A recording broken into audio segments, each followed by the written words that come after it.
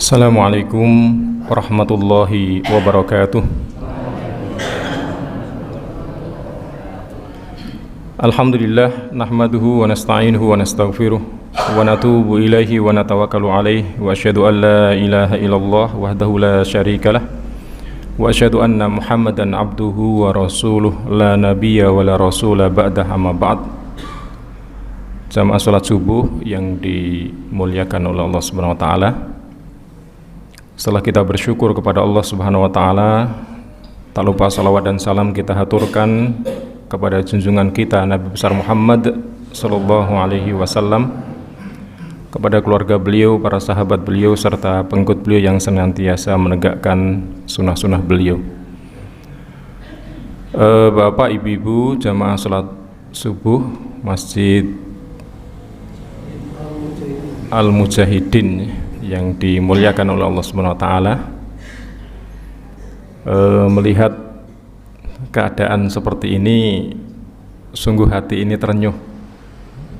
Jamaah subuh masjid full, ini luar biasa ya. Kalau di pesantren masjid full itu sesuatu yang biasa, karena 5 waktu ya pasti full. Tapi kalau masjid kok jamaahnya full, ini luar biasa. Bapak Ibu yang dimuliakan oleh Allah Subhanahu wa taala, banyak keistimewaan atau keutamaan yang kita dapatkan manakala kita bisa menjalankan sholat subuh ini dengan berjamaah. Mungkin sering sekali kita mendengar adanya dai, penceramah, ustadz ya, yang menyampaikan akan keutamaan-keutamaan tersebut. Dan keutamaan inilah yang membuat kita terus termotivasi.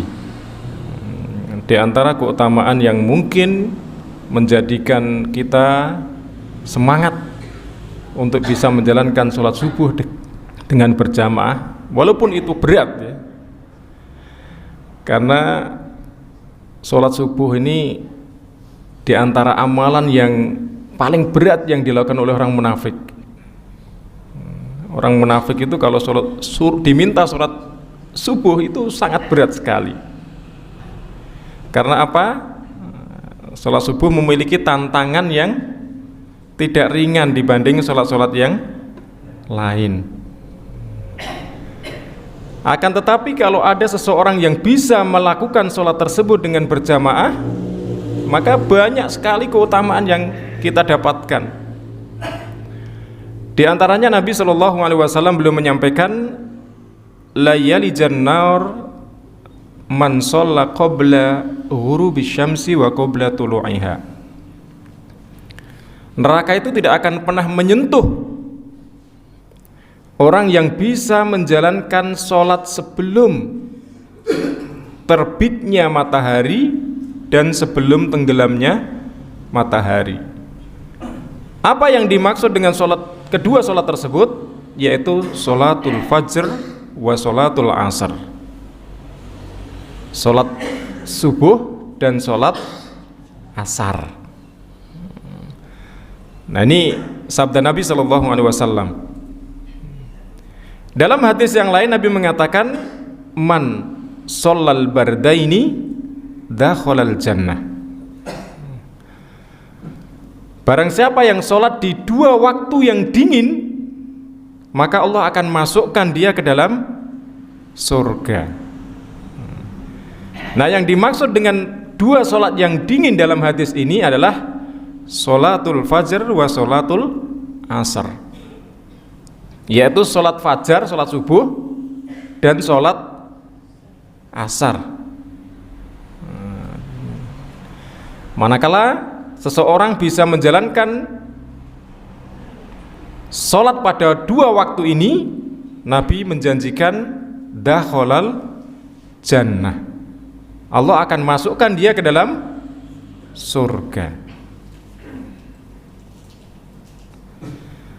Kemudian Bapak Ibu sekalian yang dimuliakan oleh Allah Subhanahu wa taala, orang yang bisa menjalankan sholat subuh dengan berjamaah, dalam hadis dikatakan man shollas subha bijama'atin fahuwa fi dhimmatillah.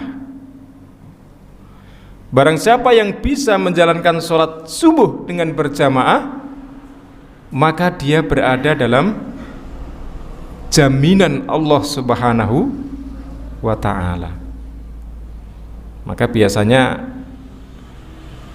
mungkin kita bisa merasakan dalam diri kita sendiri ya, ketika kita bisa sholat subuh dengan berjamaah dan ketika kita sholat subuh kesiangan. Kita bisa merasakan menatap hari yang kita lalui pada hari itu pasti berbeda.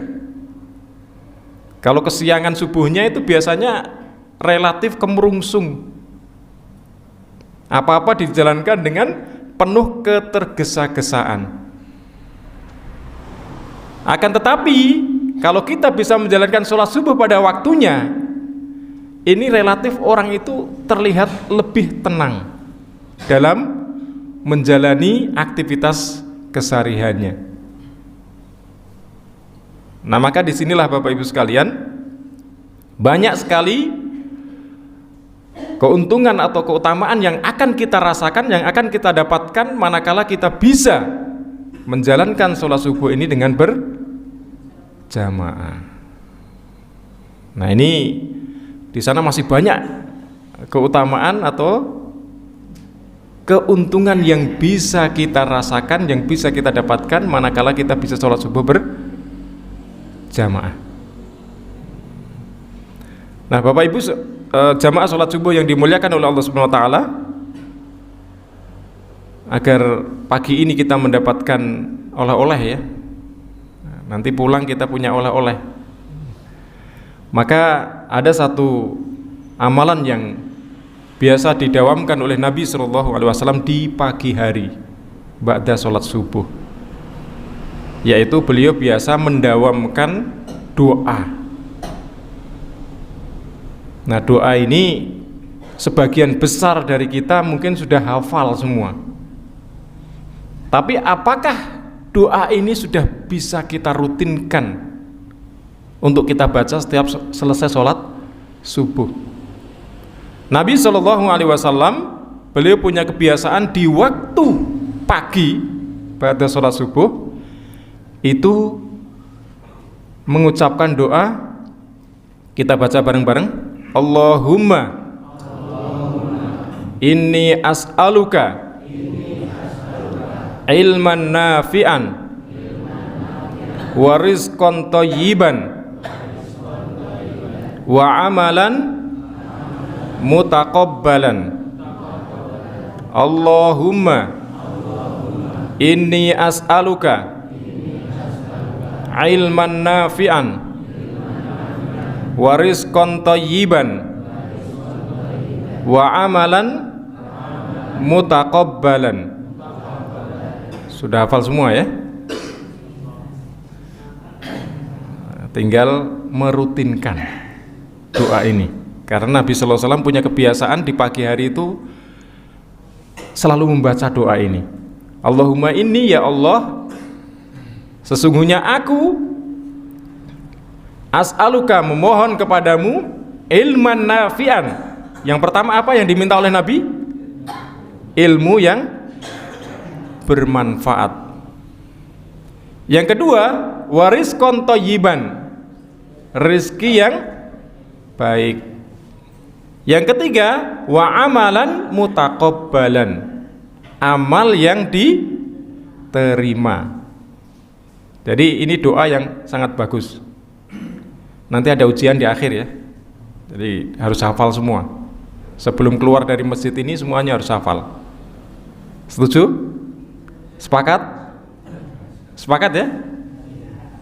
Nanti tes satu-satu sebelum keluar, ada ujiannya. Nah, ini doa yang biasa dibaca oleh Nabi kita Muhammad SAW. Maka doa yang bagus ini sudah selayaknya untuk bisa kita baca dan kita baca di setiap ba'da subuh. Nah, di sini Nabi Shallallahu Alaihi Wasallam mengajarkan kepada kita agar di pagi hari itu kita tanamkan mindset dalam diri kita itu sesuatu yang positif. Sehingga apa? Kalau di pagi hari kita sudah menanamkan mindset dalam pikiran kita, dalam benak kita sesuatu yang positif, hari-hari yang akan kita lalui itu insya Allah positif. Tapi kalau mindset yang kita tanamkan di pagi hari itu adalah sesuatu yang negatif, maka dalam hari itu yang kita rasakan kemungkinan besarnya juga nanti akan negatif, dan negatif. Nah, sesuatu yang positif yang beliau tanamkan dalam diri beliau, dan ini bisa kita contoh, adalah yang pertama dengan memohon kepada Allah agar apa? Mendapatkan ilmu yang bermanfaat. Mengapa di sini Nabi Shallallahu Alaihi Wasallam yang pertama kali yang diminta itu ilmu yang bermanfaat? Kok tidak rezeki yang baik? Atau kok tidak amal yang diterima? Karena ilmu itu jauh lebih penting untuk diperhatikan dibanding dua permintaan yang kedua dan yang ketiga.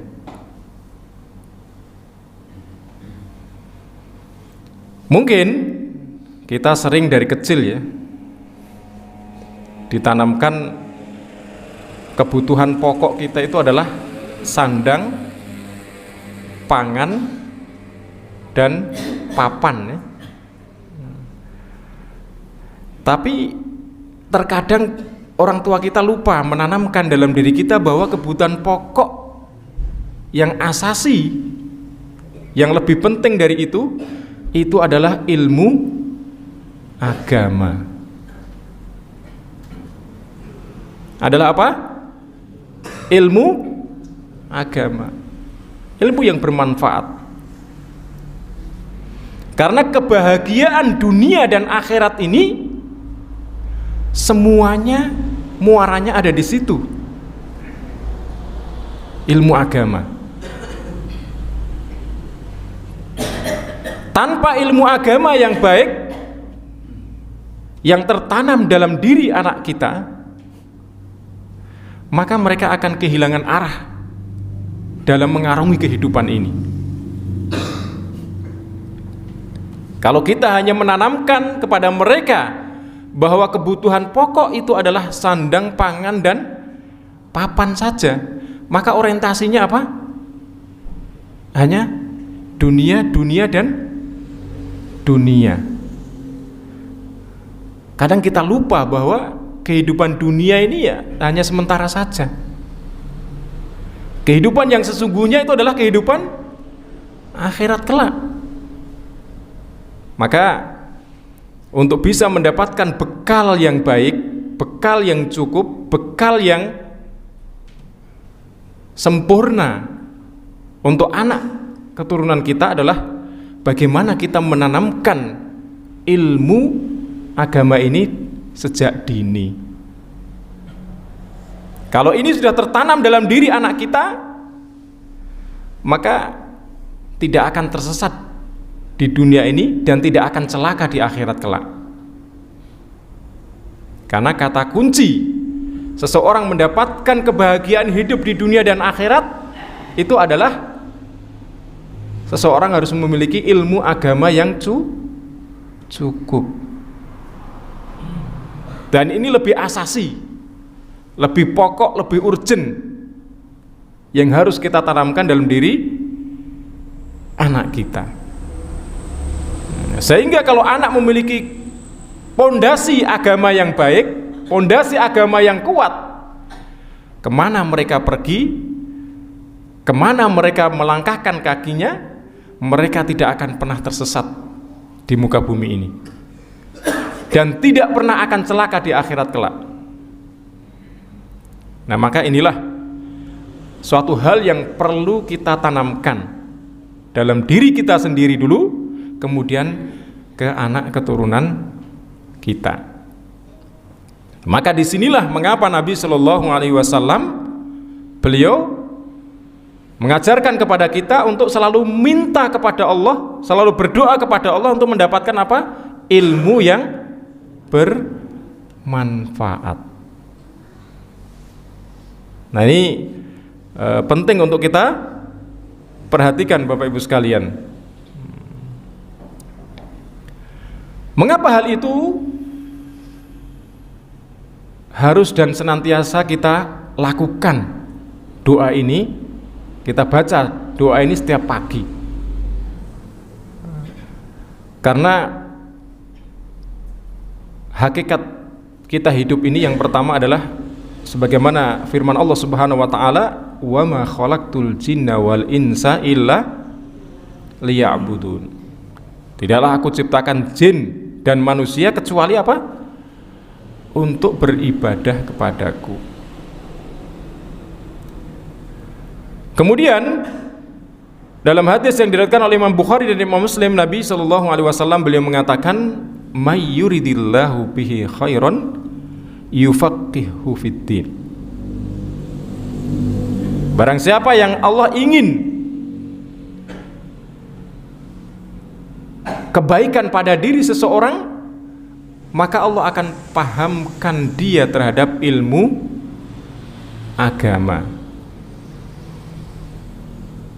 Nah ini landasan mengapa Nabi Shallallahu Alaihi Wasallam memerintahkan kepada kita atau mengajarkan kepada kita agar kita di pagi hari itu berdoa meminta kepada Allah untuk diberikan ilmu yang bermanfaat.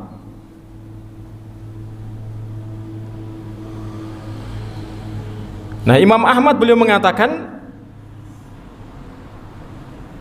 ilmu itu jauh lebih penting dibandingkan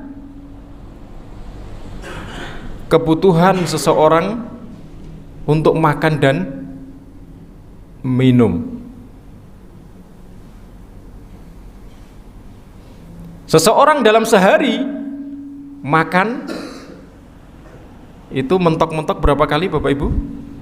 Ada yang sampai 5 kali? Ada yang sampai 4 kali?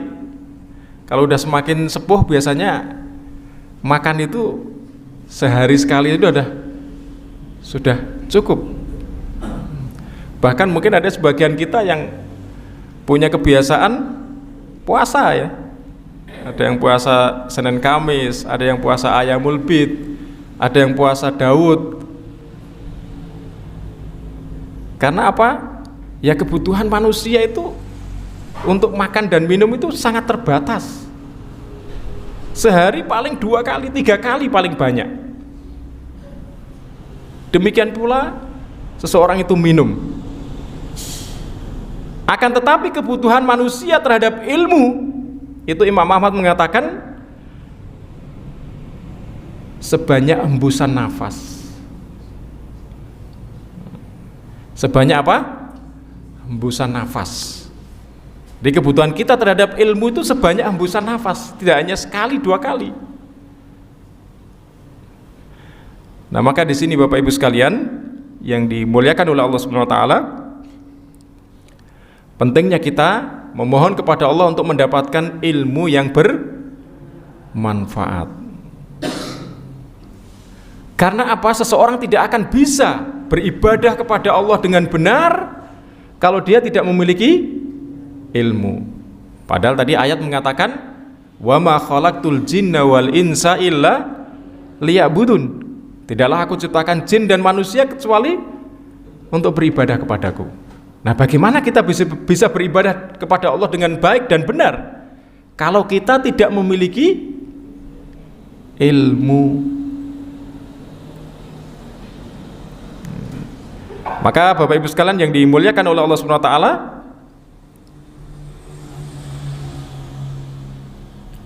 seseorang itu akan bisa selamat di muka bumi ini dan tidak akan pernah tersesat, dan orang itu akan bisa selamat di hari kiamat kelak itu manakala seseorang itu memiliki acuan dalam hidupnya, famanittaba'a hudaya fala yadhillu wa la yashqa. Barang siapa yang mengikuti petunjukku, kata Nabi SAW, fala yadhillu wa la yashqa, maka dia tidak akan pernah tersesat dan juga tidak akan pernah celaka. Barang siapa yang mengikuti petunjukku, kata Nabi, maksudnya barang siapa yang melakukan suatu amalan dengan petunjuk yang benar, tentunya dari Al-Quran dan As-Sunnah yang diajarkan oleh Rasulullah SAW, mereka tidak akan pernah tersesat, juga tidak akan pernah celaka dalam hidupnya. Karena sumber ilmu itu ada dua ini ya.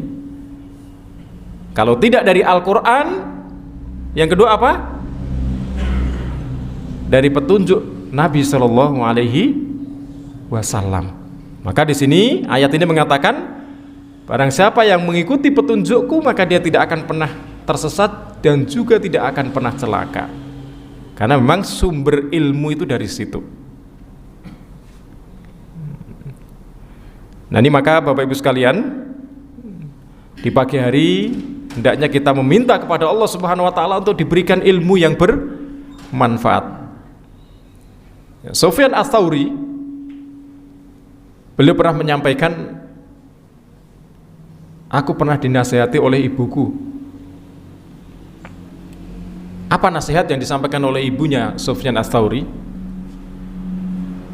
Ibunya pernah menyampaikan kepada beliau, wahai anakku,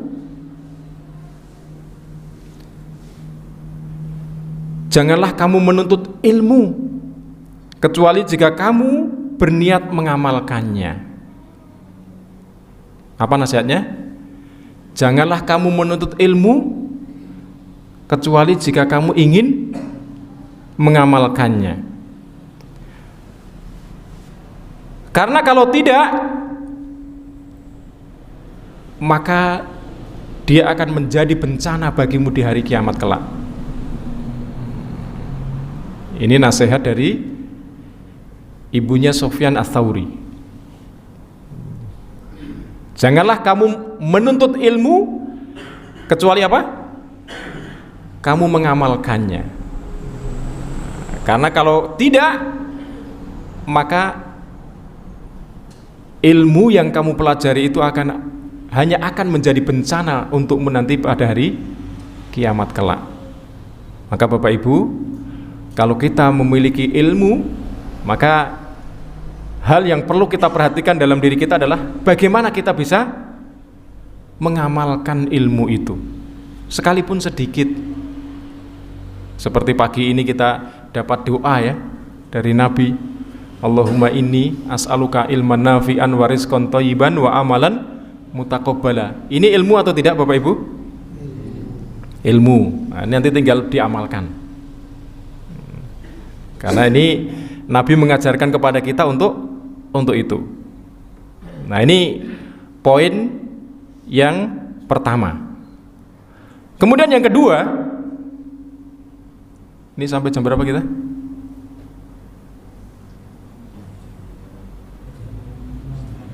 Setengah 6. Poin yang kedua, warizqan thayyiban, rezeki yang baik. Nah dalam Islam ada 5 konsep terkait dengan rezeki ini. Dalam agama kita ada 5 konsep yang perlu kita perhatikan terkait dengan masalah rezeki ini. Yang pertama,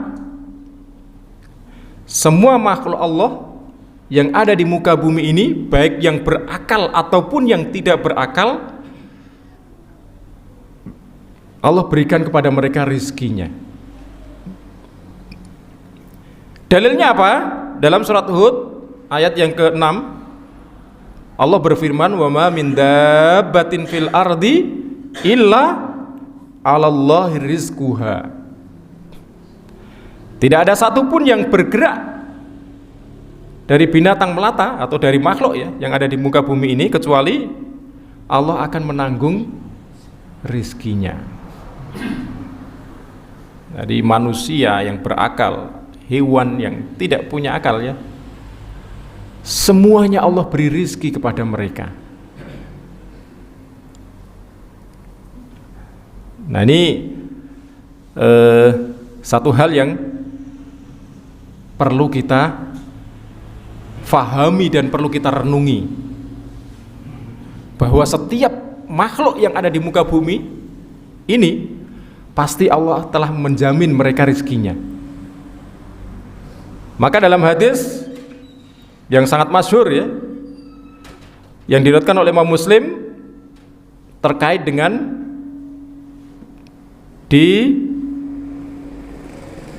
diutusnya malaikat untuk meniupkan roh ya ke dalam janin ketika anak itu masih berada dalam kandungan seorang ibu. Apa kata Allah Subhanahu wa taala? Yu'maru bi arba'i kalimatin. Malaikat tersebut diperintahkan untuk mencatat 4 takdir. Yang pertama, bikat bi rizkihi, akan ditetapkan oleh Allah, akan ditakdirkan oleh Allah rizki seseorang. Yang kedua, bikat bi ajalihi, ditetapkan ajalnya. Yang ketiga, bikat bi amalihi, ditetapkan amalnya. Yang keempat, syakiyun au sa'idun, sudah ditetapkan apakah seseorang itu celaka ataukah seseorang itu bahagia. Nah ini proses penciptaan manusia itu seperti itu. Jadi sebelum manusia itu lahir di muka bumi ini, 4 hal itu sudah ditetapkan oleh Allah Subhanahu wa taala. Yang pertama apa? Bikat bi rizkihi, rizkinya. Kemudian ajalihi, ajalnya, kematiannya. Kemudian amalihi, amalnya. Kemudian sakiyun au sa'idun, bahagiakah ataukah sengsarakah? Seseorang itu sudah ditetapkan oleh Allah Subhanahu wa taala. Akan tetapi Bapak Ibu sekalian yang dimuliakan oleh Allah Subhanahu wa taala, sekalipun demikian tidak boleh kita kemudian berpangku tangan. Kan sudah ditetapkan, ngapain kita kerja keras? Ya enggak, mungkin ada sebagian orang punya persepsi seperti itu. Loh, rezeki kan sudah ditetapkan oleh Allah, kenapa kita harus bekerja keras? Banting tulang, peras keringat. Enggak perlu, karena semua sudah ditetapkan oleh Allah Subhanahu wa taala. Maka ada jawaban yang sangat sederhana ya, yang perlu kita renungi. Yang pertama, memang semua itu sudah ditakdirkan, sudah ditetapkan. Tapi tentu takdir Allah itu sangat rahasia. Tidak ada satupun dari kita tahu takdir kita, ya enggak? Ada mungkin jamaah al-mujahidin tahu kapan meninggalnya? Hah? Enggak ada yang tahu. Apakah bahagia ataukah sengsara? Apakah ada yang tahu? Tidak ada yang tahu. Nah, karena takdir itu rahasia, hanya Allah yang tahu, maka tidak boleh kita punya alasan, oh semua udah ditakdirkan kok, nanti kalau saya bahagia juga pasti akan bahagia, yang penting hidup itu hanya happy-happy saja gitu. Tidak seperti itu, karena takdir ini rahasia. Maka kita harus terus berupaya untuk menjadi yang terbaik. Kemudian yang kedua, Nabi SAW menjelaskan kepada kita bahwa yang namanya tawakal itu tidak menghilangkan ikhtiar. Yang namanya tawakal itu tidak boleh meninggalkan apa? Ikhtiar. ya, dalam ajaran Islam kan kita diajarkan untuk tawakal kepada Allah Subhanahu wa taala. Nggih mboten? Kita harus tawakal kepada Allah. Rezeki itu udah ditanggung. Ya benar tawakal. Tapi kita tidak boleh meninggalkan apa? Ikhtiar. Tidak hanya pasrah. Enggak ada uang turun dari langit. Pasrah. Tiba-tiba gedebuk. Enggak ada. Jadi tawakal itu harus disertai apa? Ikhtiar. Nah, kita tawakal kepada Allah, ya Allah, semua sudah menjadi ketetapanmu, tapi kita terus harus berikhtiar, berusaha. Kalau ingin pintar ya harus belajar. Kalau ingin kaya ya harus bekerja. Jadi sunatullah yang ada di muka bumi ini ya berlaku. Tidak kemudian tawakal sajalah, tak di rumah saja, nggak usah kerja. Ya akan begitu-begitu saja. Karena apa? Prinsipnya innallaha la yughayyiru ma biqaumin hatta yughayyiru ma bi anfusihim. Allah tidak akan pernah mengubah keadaan seseorang sampai seseorang itu mengubah dirinya sendiri. Bisa dipahami Bapak Ibu? Nah, ini yang kedua. Maka tidak boleh kita berpangku tangan. Kan sudah ada takdirnya Ustadz. Ya benar. Tapi jawabannya itu tadi. Yang pertama, takdir itu rahasia. Yang kedua apa? Tawakal itu harus disertai dengan ikhtiar. Nah, ini jawabannya.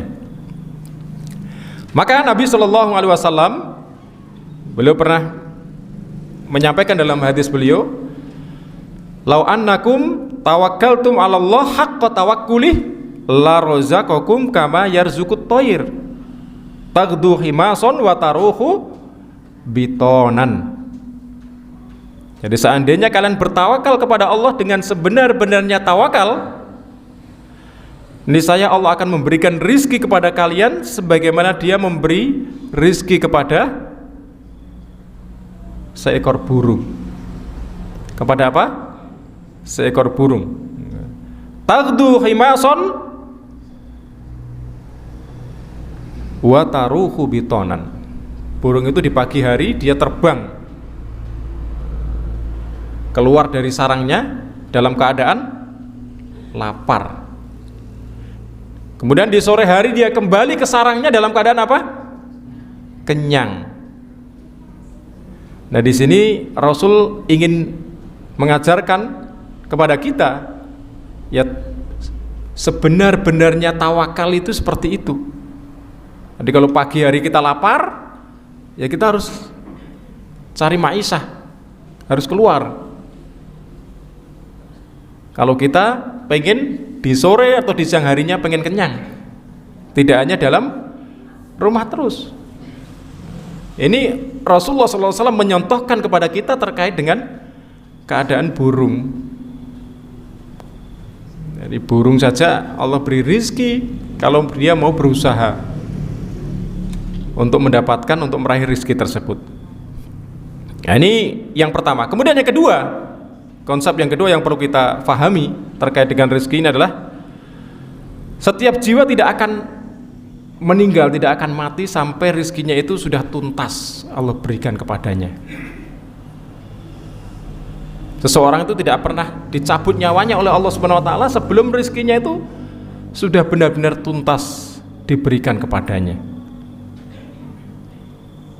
Maka Rasulullah SAW dalam hal ini beliau menyampaikan, ayuhan nas, inna ahadakum la yamuta hatta yastakmila rizqahu. Wahai manusia, sesungguhnya kalian tidak akan pernah dicabut nyawanya oleh Allah Subhanahu wa taala sebelum Allah sempurnakan rizkinya kepada kalian. Jadi sebelum rizki itu disempurnakan oleh Allah Subhanahu wa taala, maka saat itu juga Allah belum akan mencabut nyawanya. Jadi masing-masing kita itu udah punya takaran rizkinya. Nah, sebelum rizki itu diberikan sepenuhnya, kepada kita, maka kematian itu belum akan menjemput kita. Nah, ini konsep yang kedua yang perlu kita fahami. Maka ada satu kisah ya. Kisah ini pernah disampaikan oleh salah seorang syekh ketika beliau memberikan ceramah. Beliau menyampaikan dalam ceramah beliau itu ada seorang laki-laki yang jatuh ke dalam sebuah sumur. Jatuh di sumur. Nah, kemudian ketika ada orang yang tahu kalau ada orang yang jatuh ke dalam sumur, apa yang dilakukan?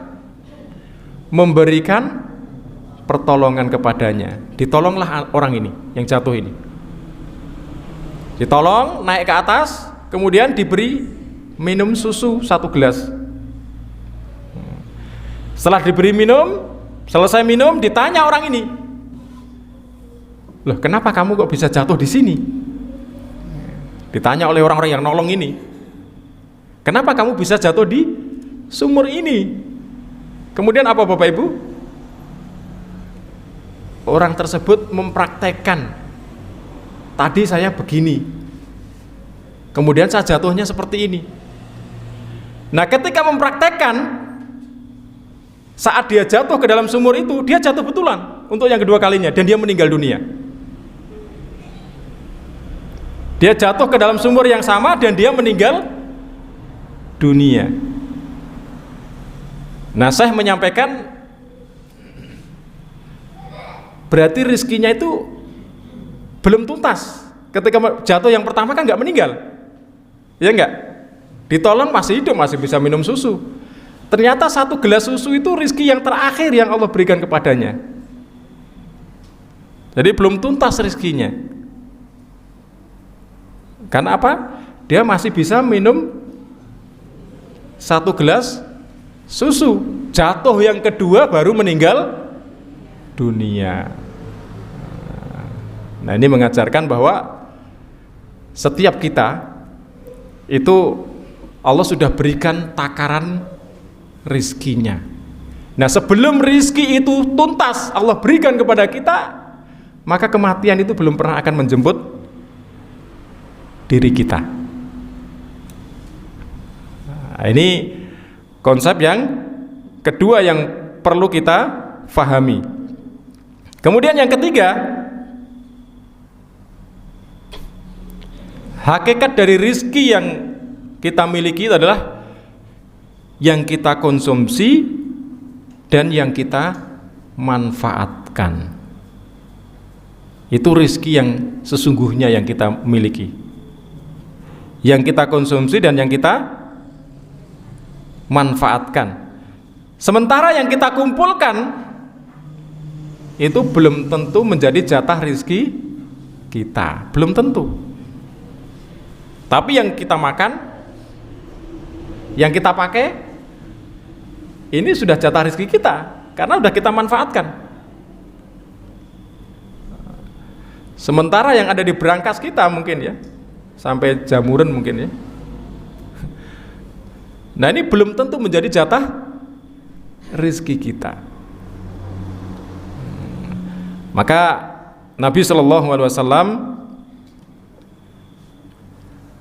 beliau bersabda, yaqulu bani Adam, mali qal wa halaka ya ibna Adam min malika illa ma akalta fa afnait aw labista fa ablait aw tasaddaqta fa amdoit. Nabi mengatakan, manusia selalu mengatakan hartaku, hartaku, hartaku. Padahal beliau menyampaikan hakikat harta yang dimiliki oleh seseorang itu adalah apa yang dia makan akan habis, apa yang dia gunakan akan rusak, dan apa yang dia sedekahkan, dan itulah yang akan tersisa nanti sampai hari kiamat. Jadi harta yang sesungguhnya itu sebetulnya harta yang kita sedekahkan. Itu harta yang abadi, harta yang nanti akan kita panen pada hari kiamat kelak. Sementara yang kita makan habis, yang kita pakai ini ada masanya rusak. Baju mungkin 3-4 tahun sudah nggak nyaman dipakai, apalagi di masa-masa pertumbuhan ya. Nah, ini mungkin 2 tahun atau setahun aja mungkin sudah nggak nyaman dipakai, bahkan mungkin sudah sebagian rusak. Nah, harta yang sesungguhnya yang akan abadi sampai hari kiamat adalah apa tadi? Autasoddaqta fa'amdoid. Harta yang kau sedekahkan itu fa'amdoid, kata Nabi. Fa'amdoid itu akan tersisa nanti sampai pada hari kiamat.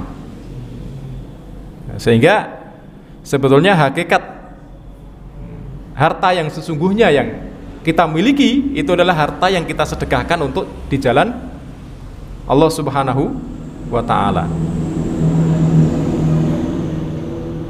Logika sederhananya, seorang yang punya 1 ton beras itu yang dimakan hanya 1 piring saja, ya enggak? Ada orang mungkin punya 100 mobil, yang dipakai ya hanya 1 saja.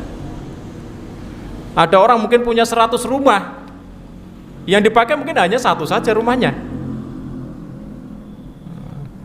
Nah, maka inilah satu prinsip yang mungkin perlu kita tanamkan, yang disampaikan oleh Nabi Shallallahu Alaihi Wasallam, bahwa tasoddaqta fa'amdoid, harta yang sesungguhnya adalah harta yang kau sedekahkan.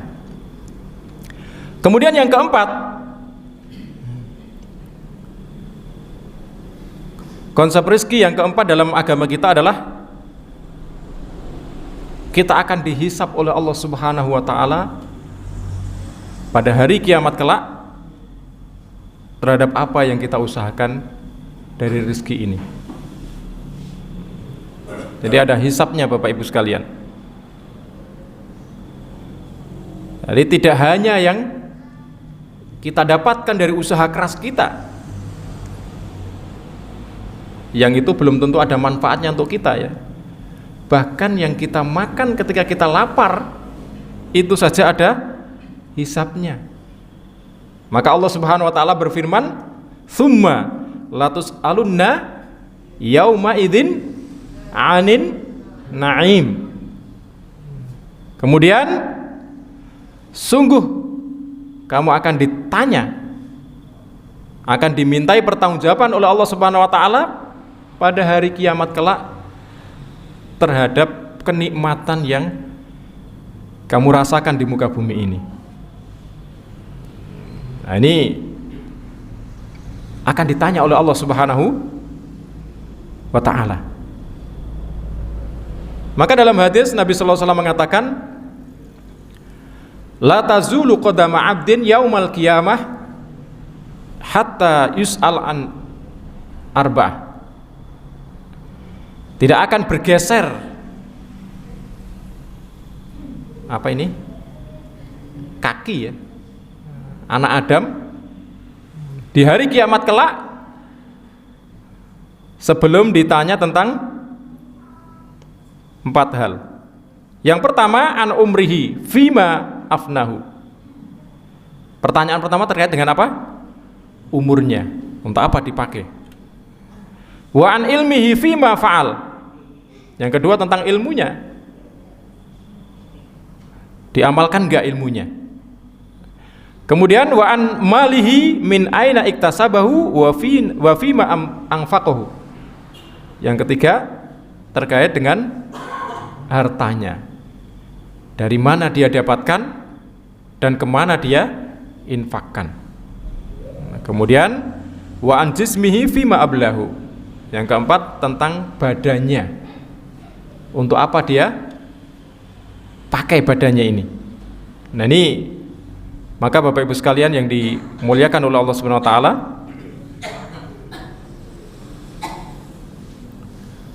satu hal yang mungkin perlu kita renungi, bahwa harta ini akan dihisab oleh Allah Subhanahu wa taala. Ada satu kisah mungkin yang pernah dialami oleh baginda Rasulullah SAW yang sering kita dengar ya, mungkin bahwa beliau keluar dari rumahnya karena lapar. Di tengah jalan ternyata beliau bertemu dengan sahabat Abu Bakar dan sahabat Umar. Rasulullah SAW bertanya, mengapa engkau keluar dari rumahmu di saat kondisi seperti ini? Kita tahu Bapak Ibu, kota Madinah tentu cuaca sangat ekstrim ya. Kalau panas sekali, kalau dingin sekali. Di tengah siang seperti ini, kenapa kamu keluar dari rumahmu? Apa yang dikatakan oleh kedua sahabat ini? Tidak ada yang menjadi sebab saya keluar dari rumahku kecuali karena rasa lapar. Ternyata sama. Rasulullah SAW lapar, kedua sahabatnya ini juga lapar. Akhirnya bertiga pergi dari rumahnya untuk cari makan. Maka sampailah di rumah Abu Ayyub Al-Ansari. Ketika sampai di situ, Abu Ayyub sedang tidak ada di rumah. Yang ada hanya istrinya. Kemana suamimu? Oh, sedang ambil air tawar. Sedang keluar ambil air tawar. Nah, ketika sedang diskusi mereka berempat ini, kemudian datanglah Abu Ayyub Al-Ansari. Beliau menyampaikan, tidak ada hari ini yang lebih mulia menerima tamu dibandingkan aku. Karena apa? Beliau kedatangan tamu Rasulullah dan kedua sahabatnya yang paling mulia. Merasa sangat mulia mendapatkan tamu Nabi SAW.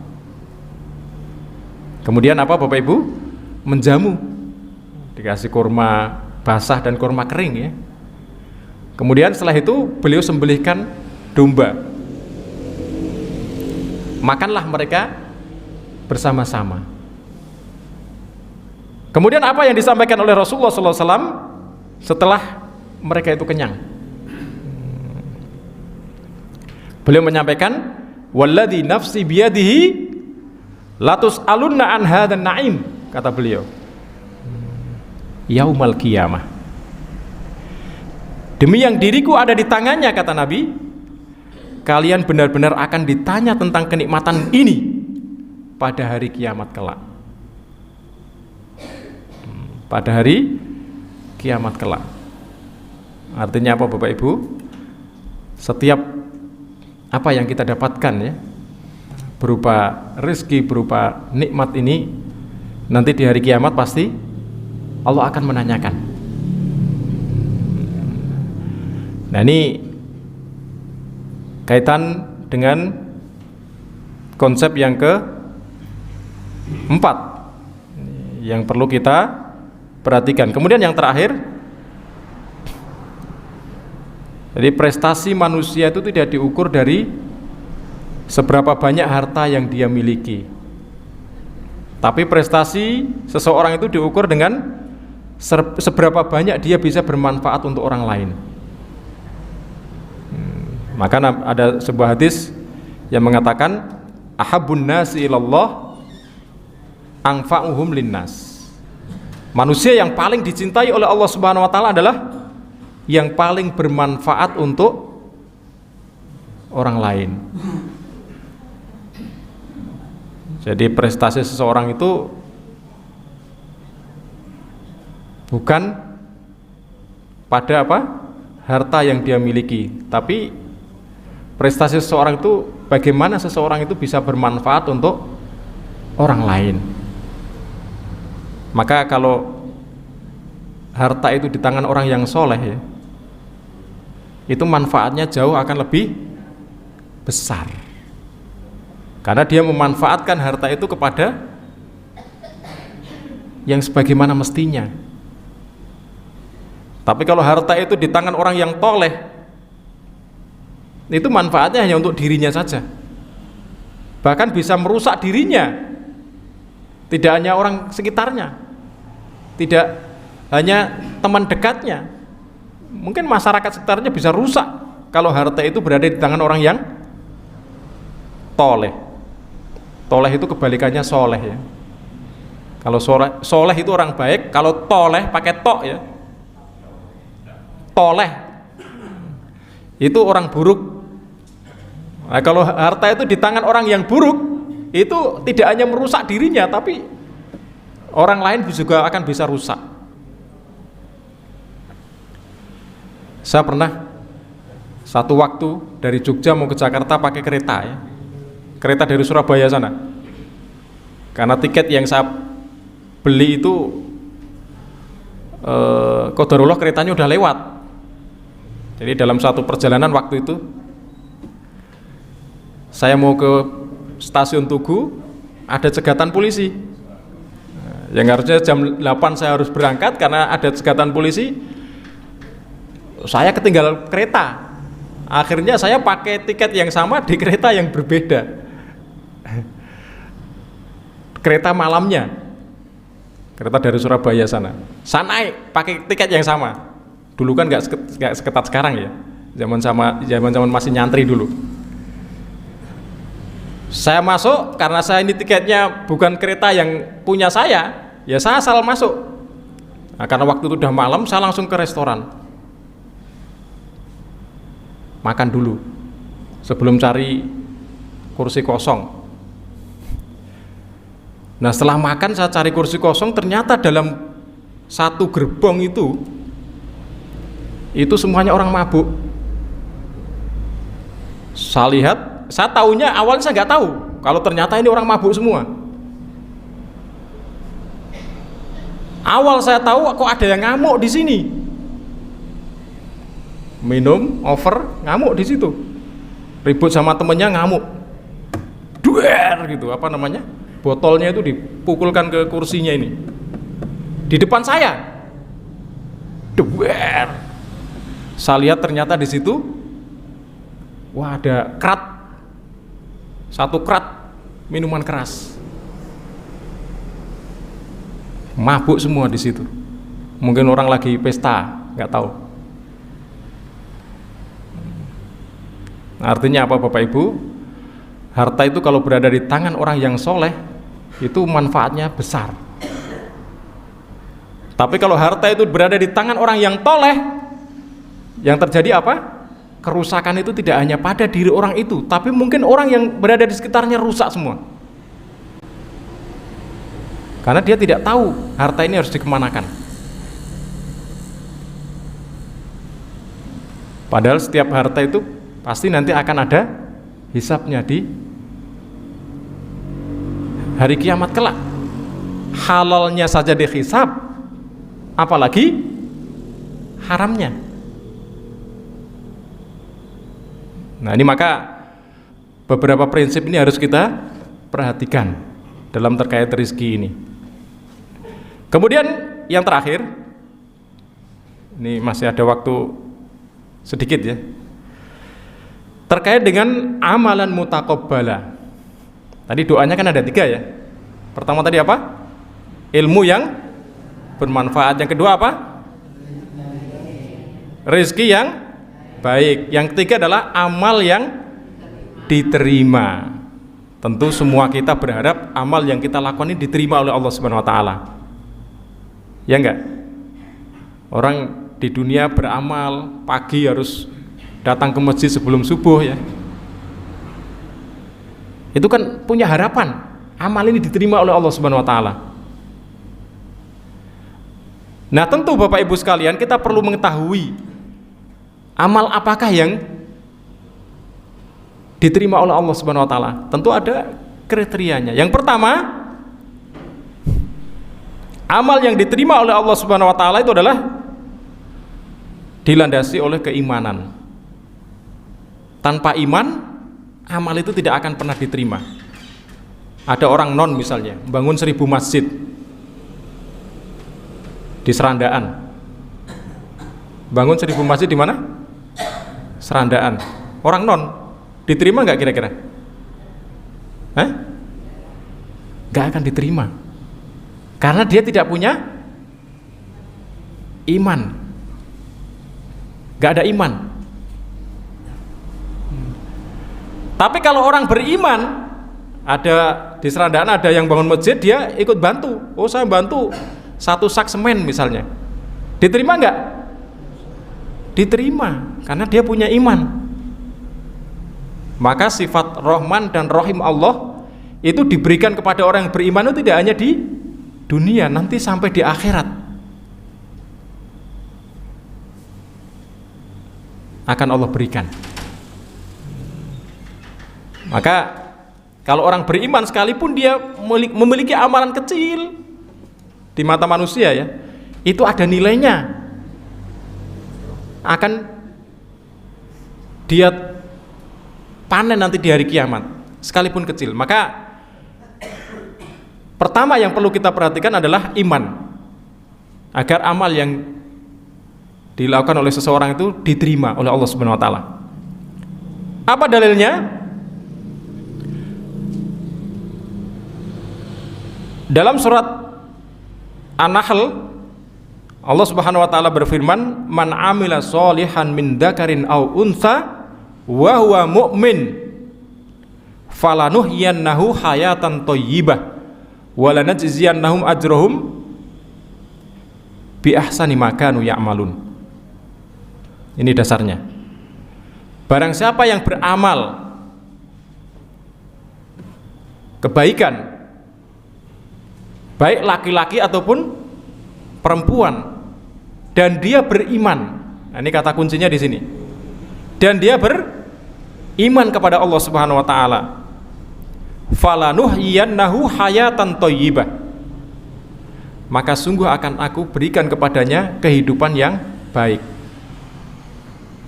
Walanajziyannahum ajrahum bi ahsani ma kanu ya'malun. Dan sungguh akan aku balas mereka dengan pahala yang lebih baik dari apa yang mereka lakukan. Nah, ini kata kuncinya tadi apa? Iman. Orang yang beriman kemudian dia beramal soleh, maka Al-Quran mengatakan, Allah mengatakan falanuhyiyannahu hayatan thayyibah. Yang pertama, dia akan diberikan oleh Allah kehidupan yang baik. Kemudian yang kedua, walanajziyannahum ajrahum bi ahsani ma kanu ya'malun. Akan diberi balasan oleh Allah dari perbuatan yang dia lakukan itu dengan balasan yang lebih baik, baik di dunia maupun di akhirat. Kata kuncinya adalah iman. Yang kedua, al-ikhlas. Al-ikhlas. Yang kedua adalah ikhlas. Jadi berapa banyak amal yang dilakukan oleh seseorang kalau tidak ikhlas, itu tidak ada manfaatnya. Maka ada mungkin sama-sama orang itu berangkat ke masjid ya, kemudian sama-sama orang itu berada di shaf yang pertama, tapi perbedaan di antara keduanya ini antara timur dan barat. Mengapa bisa demikian? Karena yang satu berangkat dari rumah menuju ke masjid benar-benar ingin mencari ridho dari Allah Subhanahu wa taala, tulus. Tapi yang satu berangkat ke masjid karena ada faktor X. Saya malu kalau nggak ke masjid. Temennya pada ke masjid semua ya. Saya nggak enak sama tetangga. Nah, ini beda niat itu bisa berbeda.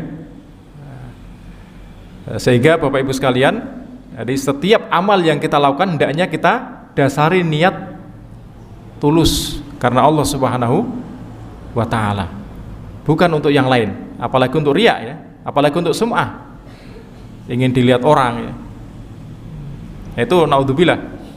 Karena semakin besar amal yang dilakukan oleh seseorang, potensi untuk riya, untuk sum'ah itu juga semakin besar. Maka di antara amal yang paling baik itu adalah amal yang dilakukan oleh seseorang itu di malam hari. Amal yang dilakukan oleh seseorang di malam hari. Kenapa? Karena kalau malam hari kan nggak ada orang lihat. Jadi kalau sholat malam gitu ya, itu nggak ada orang lihat. Tapi kalau sholat seperti ini, orang lihat banyak. Berangkat haji, berangkat umroh, banyak yang lihat. Oh, yang ngantar aja kadang sampai 2 bis gitu ya. Artinya potensi untuk orang itu riya itu sangat besar di situ, karena orang banyak yang lihat.